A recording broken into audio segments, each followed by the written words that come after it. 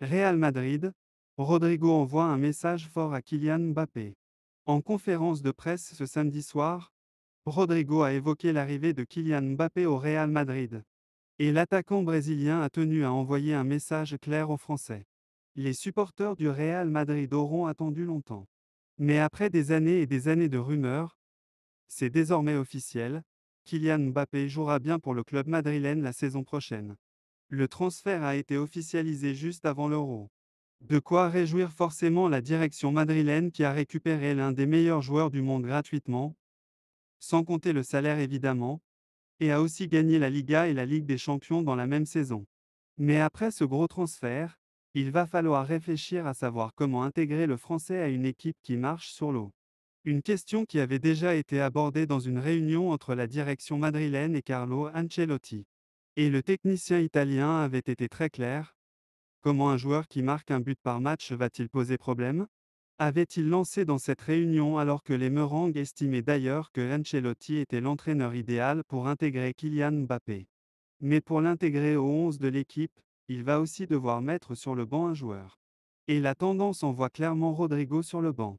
À tel point que son avenir a été mis sur la table récemment. L'attaquant brésilien avait jeté le flou sur son avenir juste avant la finale de la Ligue des Champions. Et si depuis, il a tenu à revenir sur ses propos qui ont été mal compris selon lui, sa situation va être observée avec insistance. Difficile de croire qu'un joueur de son niveau et de son talent acceptera d'être encore un super sub après avoir réussi ces 2 dernières saisons à gagner une place de titulaire. Et alors que Rodrigo est associé au PSG et à Manchester City ces dernières semaines, la venue de Kylian Mbappé ne va visiblement pas créer d'animosité. Au contraire. Présent en conférence de presse cette nuit avant de débuter sa Copa América avec le Brésil, l'attaquant de 23 ans a évoqué l'arrivée du Français au Real. D'abord, je veux dire que jouer avec Kylian Mbappé c'est un plaisir. Je l'ai déjà dit clairement. Il va beaucoup aider notre équipe et il va nous rendre encore plus forts que ce qu'on est déjà.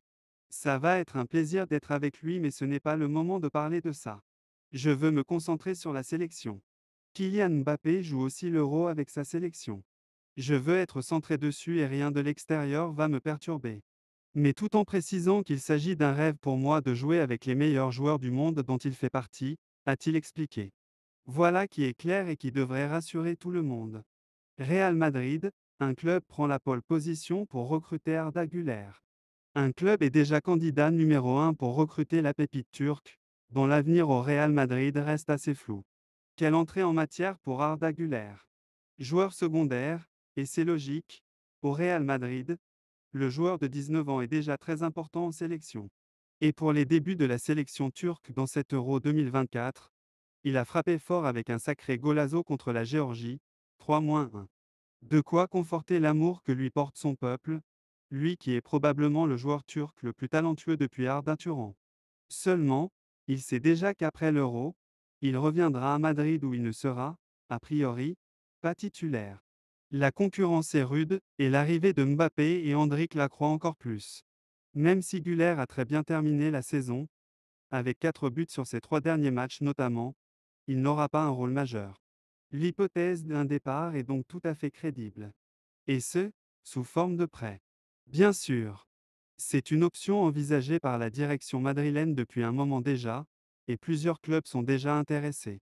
Ces derniers temps, il a par exemple été question de l'AC Milan et du Séville FC. Mais voilà que Radio Marca indique qu'il y a un club en pole position dans le cas où le joueur quitte temporairement Madrid cet été, la Real Sociedad.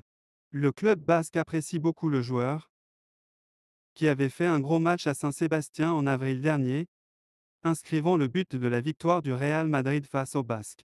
Dans ce dossier, c'est le Turc qui décidera mais le Real Madrid est convaincu que la Real Sociedad est la meilleure destination. Il y a des précédents positifs puisque Martin Odegaard y avait brillé lors de son prêt avant de revenir au Bernabéu, alors que Takefusa Kubo avait aussi cartonné avant d'être acheté par la formation basque. Des joueurs au profil similaire à Güler qui se sont épanouis dans une équipe plutôt joueuse. La balle est dans le camp de l'ancien Dufenet.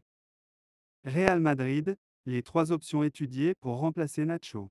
Les Merengues ont déjà plusieurs pistes pour remplacer l'emblématique défenseur espagnol, qui va continuer sa carrière en Arabie Saoudite.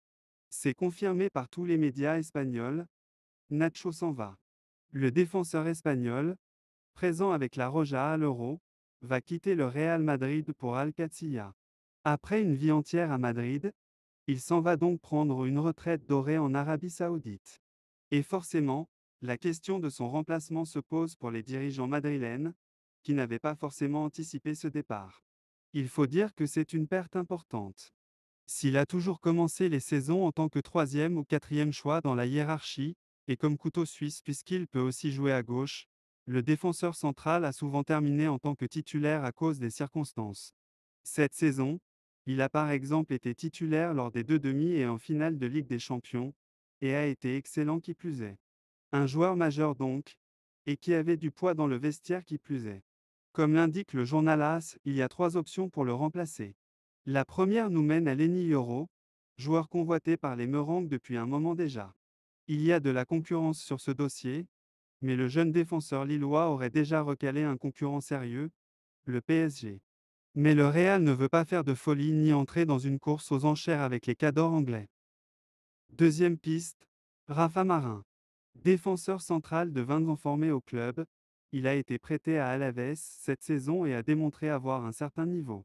Naples et Leverkusen sont déjà venus aux nouvelles, mais les Merengues temporisent. Il était considéré comme le remplaçant naturel de Nacho et avec le départ de ce dernier, il pourrait bien avoir une place dans l'équipe. Enfin, dernière option dans le cas où Yoro signe ailleurs et où la direction décide de vendre Marin, utiliser Tchouaméni en défense centrale, comme ce fut déjà le cas cette saison.